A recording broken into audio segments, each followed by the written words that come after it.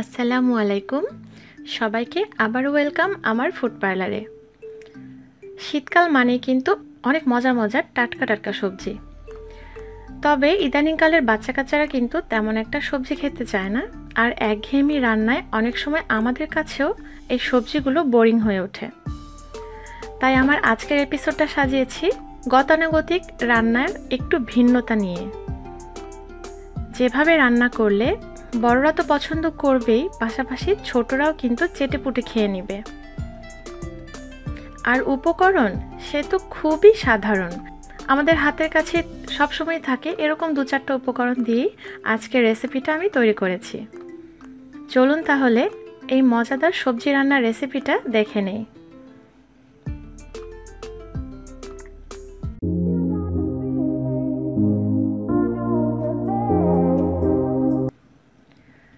রান্নার শুরুতেই আমি এখানে একটা প্যান বসিয়ে নিয়েছি, আর এই প্যানের মধ্যে দিয়ে দিব এখন আমি কুচনো বাঁধাকপি। আর বাঁধাকপি নেওয়ার কোনো নির্দিষ্ট মাপ নেই, আপনাদের যতখানি প্রয়োজন ততটুকুই বাঁধাকপি কুচিয়ে নেবেন। এবারে চুলার আঁচটাকে আমি একেবারে হাই হিটে রেখে অনবরতই বাঁধাকপিগুলোকে নেড়ে চেড়ে নেব। এতে কিন্তু আমি কোনো প্রকার তেল বা পানি কোনো কিছুই দেইনি।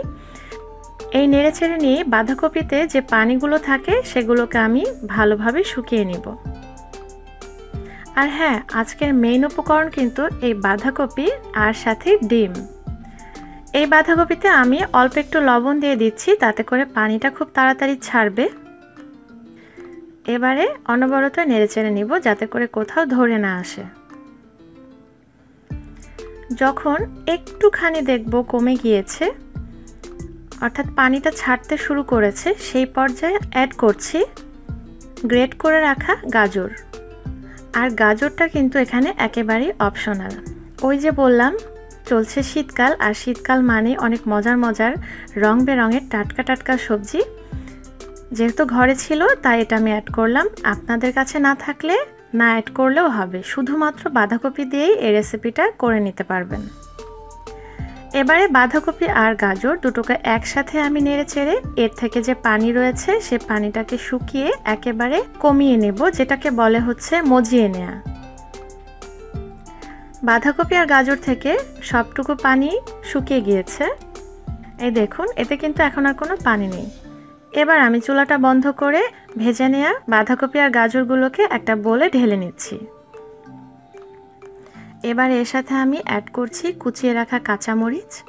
এটা যার যার নিজের টেস্ট অনুযায়ী অ্যাড করবেন, ঝাল কম বা বেশি সেই অনুপাতে। দিচ্ছি কুচনো ধনেপাতা, খুব সামান্য একটু দিচ্ছি হলুদের গুঁড়ো, আর দিচ্ছি লবণ। আমি কিন্তু আগেও কিছুটা লবণ দিয়েছিলাম, তাই সেই আন্দাজে কিন্তু লবণটা অ্যাড করতে হবে। একটু ভিন্ন টেস্ট এবং ফ্লেভারের জন্য দিলাম সামান্য গোলমরিচের গুঁড়ো। এটা একেবারে অপশনাল, আপনারা চাইলে দিতে পারবেন, না চাইলে স্কিপ করতে পারবেন। এবারেতে অ্যাড করার পালা ডিম। আর ডিমটারও কিন্তু কোনো নির্দিষ্ট পরিমাপ নেই, যে কয়টা ডিম এখানে দেওয়ার প্রয়োজন হবে সে কয়টা অ্যাড করবেন।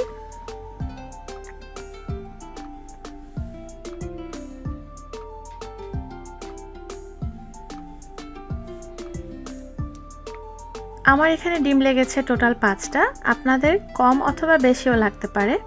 ডিম অ্যাড করে ফ্যাটানোর পরে বুঝতে হবে ডিম আরও লাগবে নাকি। এখানে দেখুন এখন কিন্তু ডিমের পরিমাণ ঠিক আছে।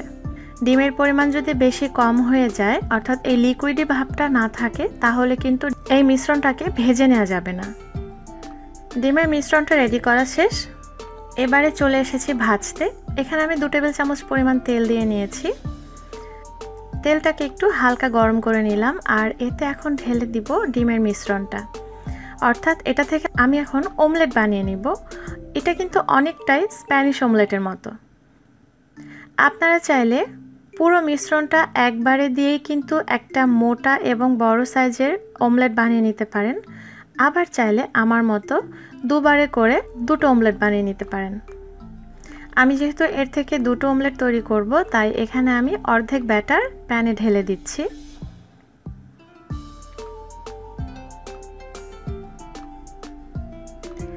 আর এই সময়টাতে কিন্তু চুলার আঁচটা একেবারেই লোয়ে করা আছে। এবার আমি একটা চামচ দিয়ে চারিদিকে একটু ভালো করে ছড়িয়ে দিচ্ছি, যাতে করে সব দিকেই এই বাঁধাকপি, গাজর সব কিছুর মিশ্রণটা সমানভাবে ছড়িয়ে থাকে। আর এবারে একটা ঢাকনা দিয়ে ঢেকে দিচ্ছি আর অপেক্ষা করব যতক্ষণ না পর্যন্ত নিচের অংশটা ভালো করে ভাজা হয়ে যায়। প্রায় 7-8 মিনিট পরে আমি ঢাকনা সরিয়ে নিলাম। দেখুন, ওপর দিক থেকে যখন দেখবেন ডিমের আর কোনো লিকুইডি ভাব নেই, তখন বুঝতে হবে নিচের সাইডটা ভাজা হয়ে গিয়েছে। এই পর্যায়ে এটাকে আমি ফ্লিপ করে নিচ্ছি। এবার আবারও ঢাকনা দিয়ে ঢেকে দিচ্ছি আর চুলার আঁচটা কিন্তু একেবারেই লোই আছে। এভাবে আমি অন্য সাইডটাও ভেজে নেব। ওই পাশটা এখন ভাজা হয়ে গিয়েছে। আমি এখন এই ডিমের অমলেটটাকে তুলে নিচ্ছি। আর খুব বেশি জোরে আঁচে ভাজলে কিন্তু ভেতরে কাঁচা থেকে যাবে, তাই খুব অল্প আঁচে একটু সময় নিয়ে ভাজতে হবে। আর বেশ লাল লাল করে ভাজলে কি দেখতে কিন্তু অনেক সুন্দর লাগে। আর অমলেটটাকে এখন তুলে নিচ্ছি একটা প্লেটে। এভাবেই আমি বাকি মিশ্রণটুকু দিয়েও কিন্তু আরেকটা অমলেট বানিয়ে নিব। তবে তার আগে এতে আরও কিছুটা তেল দিয়ে নিলাম।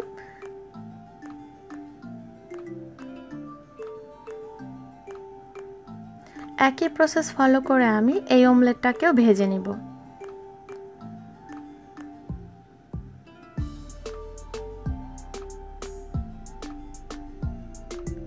ওই অমলেটটা ভাজা হতে হতে আমি এই অমলেটটাকে কেটে রেডি করে নিচ্ছি। আমি ছোট ছোট টুকরো করে কেটে নিচ্ছি। আপনাদের যার যেভাবে ইচ্ছে সেভাবে করে ছোট কিংবা বড় টুকরো করে কেটে নেবেন।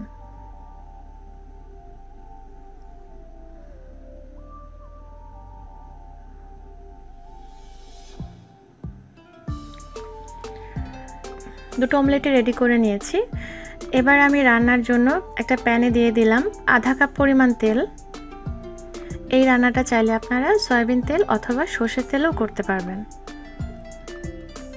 তেলটা একটু গরম হতে এতে দিয়ে দিলাম একটা তেজপাতা, দুটো এলাচ আর একটা দারচিনি টুকরো করে নেওয়া। মশলাটা থেকে খুব সুন্দর একটা ফ্লেভার ছড়ালে এতে আমি দিয়ে দিচ্ছি আধা কাপ পরিমাণ পেঁয়াজ বাটা। আর এই রেসিপিটাতে কিন্তু পেঁয়াজ কুচির বদলে পেঁয়াজ বাটা ব্যবহার করলে বেশি ভালো, এতে করে গ্রেভিটা একটু ঘন হবে। আর এই পেঁয়াজের সাথে অ্যাড করছি 1 চা চামচ আদা বাটা।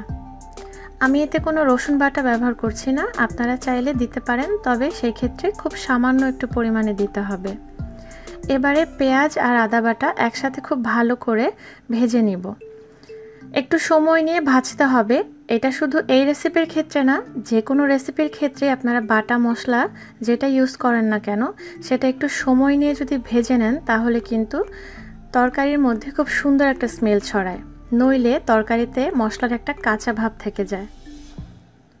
পেঁয়াজ আর আদা বাটাটা ভাজা হয়ে গিয়েছে, খুব সুন্দর একটা অ্যারোমা কিন্তু এখন ছড়িয়েছে। আর রান্নার এই পর্যায়ে আমার চুলার আঁচটা কিন্তু একেবারে হাই রয়েছে। আমি অ্যাড করে দিলাম একটা মিডিয়াম সাইজের টমেটো, ছোট ছোট টুকরো করে কেটে নেওয়া। আপনারা চাইলে টমেটোটাকে ব্লেন্ড করেও দিতে পারবেন, আবার এভাবে কেটেও অ্যাড করতে পারবেন। এবারে দিয়ে দিচ্ছি সামান্য পরিমাণের হলুদের গুঁড়ো, ধনিয়ার গুঁড়ো দিচ্ছি 1/2 চা চামচ, আর লাল মরিচের গুঁড়ো দিচ্ছি নিজেদের টেস্ট অনুযায়ী। একটু নেড়ে চেড়ে নিচ্ছি যাতে করে নিচে আবার মশলাটা ধরে না আসে। দিয়ে দিচ্ছি জিরার গুঁড়ো আধা চা চামচ, গরম মশলার গুঁড়ো দিচ্ছি খুব সামান্য। আবারও সব মশলা নেড়ে চেড়ে নিচ্ছি। নাড়াচাড়াটা কিন্তু একটু পরপরই করতে হবে যাতে করে মশলাটা নিচে লেগে না আসে। আর এই পর্যায়ে অ্যাড করছি অল্প কিছুটা পানি, কারণ এবারে মশলাটাকে ভালো করে কষিয়ে নেওয়ার পালা। আর মশলা কষাতে কষাতে কিন্তু এই যে টমেটো কুচি অ্যাড করেছি সেটা ভালো করেই গলে যাবে। তবে কষানোর এই সময় আমি লবণটা দিয়ে দিচ্ছি। আর লবণটা কিন্তু ভালো করে বুঝে দিতে হবে, কারণ ডিমের অমলেটে লবণ আছে, আবার সেই সাথে বাঁধাকপিতেও কিন্তু লবণ দেওয়া আছে, তাই এখানে গ্রেভিটার আন্দাজে লবণটা আমি অ্যাড করলাম। এবারে মশলা ভালো করে কষিয়ে নিচ্ছি, আর ফাঁকে ফাঁকে চামচ দিয়ে টমেটোগুলোকে একটু ম্যাশ করে দিচ্ছি। মশলা কষানো হয়ে গিয়েছে, আর যে টমেটো কুচি অ্যাড করেছিলাম সেটা কিন্তু মশলার সাথে খুব সুন্দর করে ব্লেন্ড হয়ে একদম মিশে গিয়েছে। এবার এতে আমি অ্যাড করছি 1 কাপ পরিমাণ মটরশুঁটি। এই অংশটাও কিন্তু একেবারেই অপশনাল, আপনাদের কাছে থাকলে দিতে পারবেন, না থাকলে কোনো সমস্যা নেই। এটা ছাড়াও কিন্তু রেসিপিটা একই রকম মজা হবে, তবে দিলে আরেকটু বেশি মজা হবে এই যা। তো যেহেতু মটরশুঁটি অ্যাড করলাম, তাই এখন মটরশুঁটি সহ মশলাটাকে একটু কষিয়ে আমি মটরশুঁটিগুলোকে আগে সিদ্ধ করে নিব। একটু পানি দিয়ে নিচ্ছি যাতে করে মটরশুঁটিগুলো সেদ্ধ হতে পারে। এবারে আমি ঢাকনাটা দিয়ে দিচ্ছি আর অপেক্ষা করছি মটরশুঁটিগুলো সেদ্ধ হওয়া পর্যন্ত।